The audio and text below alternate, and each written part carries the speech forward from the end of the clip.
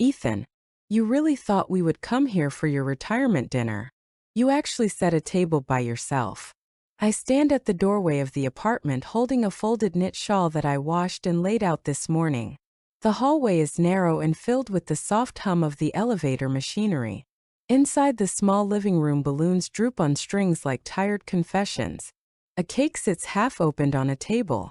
My name is written on a paper card as if someone remembered it at the last second. Around the room, people laugh with the half-polite laughter of those who know they are not being watched. They are my family, but none of them move toward me.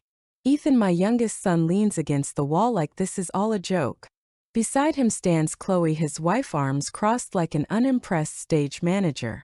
Chloe, we already talked about this. You do not need to host anything anymore. You should relax.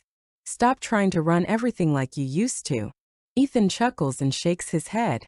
Ethan, you are retired, Mom. Enjoy your freedom. You don't have to do the big gatherings now. We planned something smaller. Less stress for everyone. I look at the table, the chairs, the cake that I ordered myself. My voice is low, steady. Me. When did you decide I should not be part of the planning? Chloe shrugs, exaggerated casual. Chloe, we assumed you would prefer to do whatever old people do now. Yoga, knitting, bird watching. You know, stay out of the way. Their friends laugh. Someone pops a balloon by accident, and the sound jolts through my ribs like a small explosion. I place the shawl gently over my arm and I walk toward the table. The apartment smells faintly of store-bought food. The kind that fills the stomach but never fills the heart. Me. You think stepping aside means being erased. You think silence means agreement. Nobody answers. They just look away or check their phones. I see the group chat open on Ethan's screen. I was not in it. A memory rises like steam. Years ago. 2 in the morning. I was standing at the stove cooking soup for Ethan during finals week. He said, "Mom, no one takes care of me the way you do." And I believed it. Back to now. Chloe taps her nails on her phone. Chloe, honestly, we just thought you would overdo everything again. We wanted something simple. We don't need the giant productions anymore. Me. But I do. Because those dinners were the only time you all looked at each other. The only time we were a family. Ethan. Mom, don't be dramatic. We are here, aren't we? I breathe. Me. Only because I crashed your party. He shrugs like that detail is irrelevant. Narration, soft voiceover in my mind without punctuation.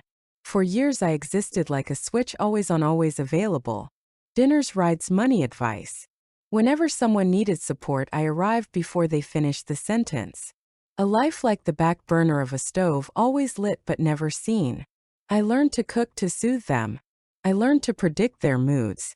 I learned to disappear when convenient. But somewhere between birthdays and hospital visits, between late-night schedules and unfinished conversations, I became invisible.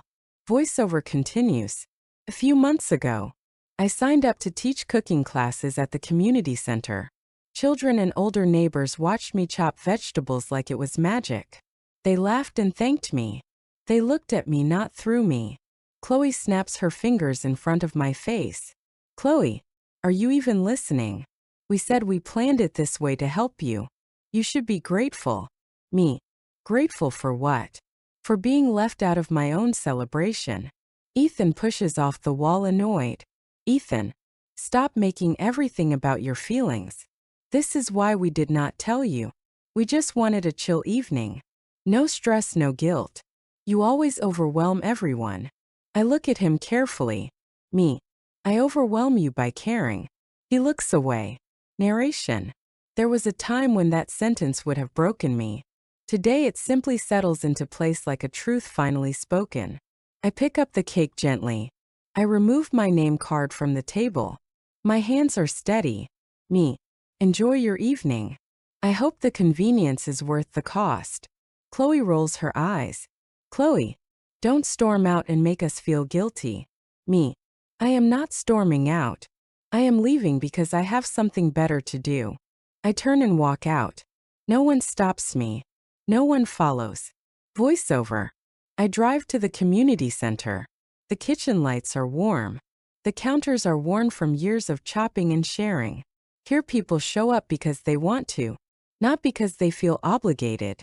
I slice the cake. Kids cheer.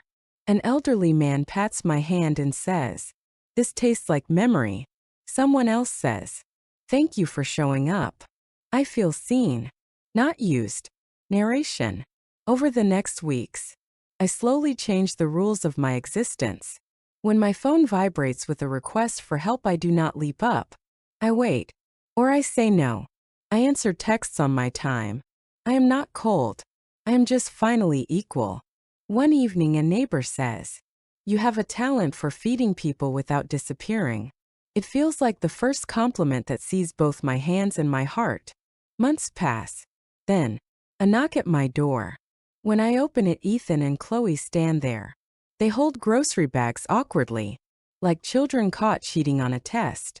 "Ethan, we thought maybe we could have dinner here together." I lean on the door frame. Me. "Why now?" Chloe looks at her shoes. "Chloe, because without you, it didn't feel like family. It felt like leftovers." Silence. Not tense. Just honest. Me. "If you sit at my table, you cook with me, and you listen. We do not treat love like a chore."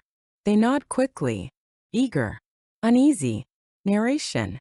They search for the warmth they once assumed would always be waiting. Not as a right, but as a privilege. We cook side by side.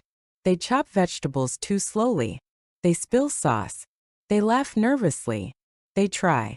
Ethan speaks softly. "Ethan, Mom, we were wrong." Me. "I know." He swallows hard. Not from food, but from humility. Chloe steps forward. Her voice small. "Chloe, can we earn our place again?" I smile gently. Me. "A table is not earned. It is respected." Sit. Learn. Stay. Voiceover slow steady. Revenge is not always destruction.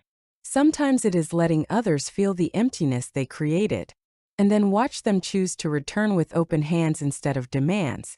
I sit at the head of the table, not because I fought for the seat, but because I finally stopped begging to be invited. I feed people who value presence, and let those who took me for granted feel my absence. The greatest revenge is a life so full, no one else gets to define it. Fade out.